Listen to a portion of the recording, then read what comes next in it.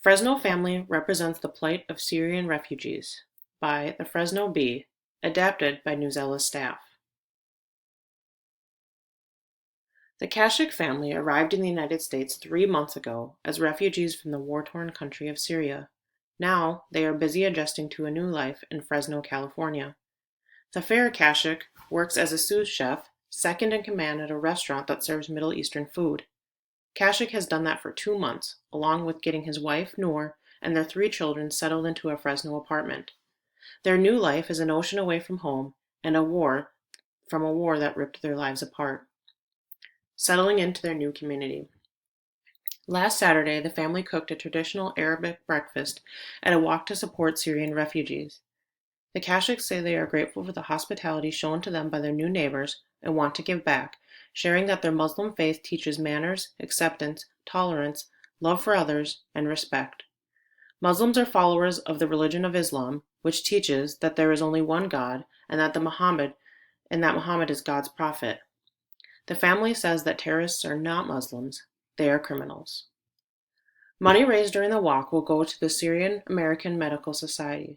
It is a group that brings medical care and humanitarian aid to Syrian refugees and other displaced people in Syria, the surrounding countries of the Middle East, and Europe. Millions displaced by the Syrian conflict. The Kashik family are among about 10,000 people in the United States who fled the Syrian war. The Associated Press says that the number is just a small amount of the millions displaced. Amy Abu Shamsia works the Central Valley Physicians for Humanitarian Aid and helped organize the fundraiser. She says that the pre-war population of Syria was estimated at about 23 million, and about half its inhabitants have since fled their homes due to violence. The Kashiks fled Syria in 2012 after people were shot in the streets outside their home and cars were set ablaze. Before the war, the family lived a quiet life supported by Kashik's sweets shop and factory. They ended up in a refugee camp on the border between the countries of Jordan and Syria. The family lived in a tent in the desert without running water for a few days before relatives living in a nearby city came to get them. However, camp guards did not let the family leave, citing a lack of paperwork, so they escaped into Jordan. Their oldest son says that to leave a refugee camp like the one where they stayed now, people must pay a sponsor. In Jordan, Syrian refugees were not allowed to work, so Kashik had to bake sweets illegally to provide for his family. Later, he was approached by United Nations officials who asked if he wanted to take his family to the U.S. Kashik accepted because he wanted his children to receive a good education and have more opportunities. He says the interview and background check process took almost 2 years. Finally, they were allowed to enter the U.S. They settled in Fresno because a family member was already there. More refugees coming to the U.S. Last week, the White House announced that the U.S. will accept more refugees from countries around the world. The increase will happen next year and will raise the number from 85,000 allowed in 2016 to 110,000. The Reverend Tim Hutzmark of the Unitarian Universalist Church of Fresno said the U.S. should accept even more.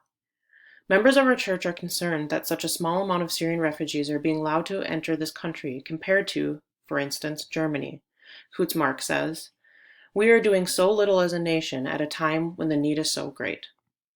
He added that the fundraising walk is a way for people of Fresno to do something to help refugees at a time when there is so much anti-immigrant sentiment in the country.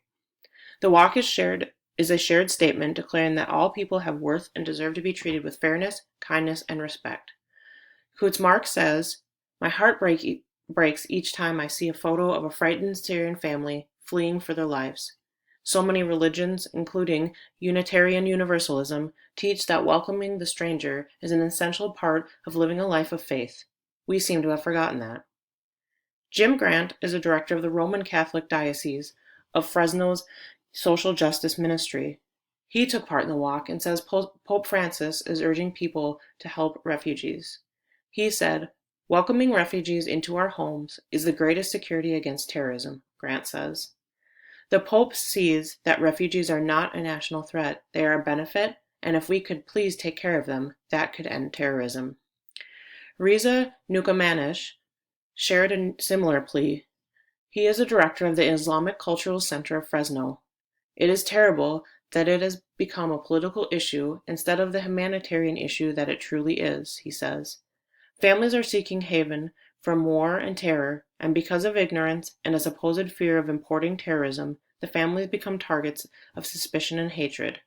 They are seeking safety and solace from the very terrorism that Americans fear.